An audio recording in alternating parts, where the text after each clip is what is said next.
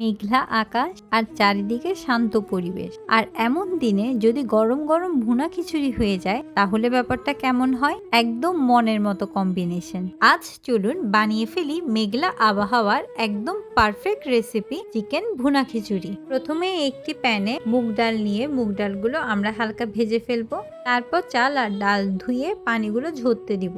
এবার একটি প্যানে তেল গরম করে এলাচ, দারচিনি এবং জিরা ফোড়ন দিয়ে পেঁয়াজ কুচি দিয়ে সামান্য ভেজে নিব। তারপর তাতে অ্যাড করে দিব জিরা বাটা, পেঁয়াজ বাটা, আদা বাটা, রসুন বাটা, বাদাম বাটা, ধনিয়ার গুঁড়ো অ্যাড করে মশলাগুলো সামান্য কষিয়ে নিব। তারপর তাতে অ্যাড করে দিব মরিচের গুঁড়ো, নুন এবং পরিমাণ মতো হলুদ গুঁড়ো। তারপর মশলাগুলো ভালোভাবে কষানোর জন্য অ্যাড করে দিব সামান্য গরম পানি।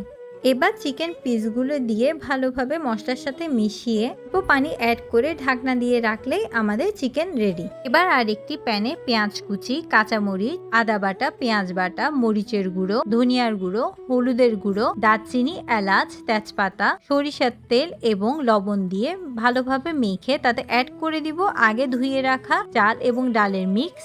এবার আরো কিছু সামান্য সরিষার তেল এবং শুকনো মরিচ একসাথে ভালোভাবে মিশিয়ে নিব।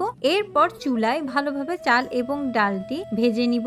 তারপর তাতে অ্যাড করে দিব আগে করে রাখা মুরগির মাংস এবং সামান্য ঝোল। সবগুলো ভালোভাবে একসাথে মিক্স করে পরিমাণ মতো পানি দিয়ে ঢাকনা দিয়ে রেখে দিব।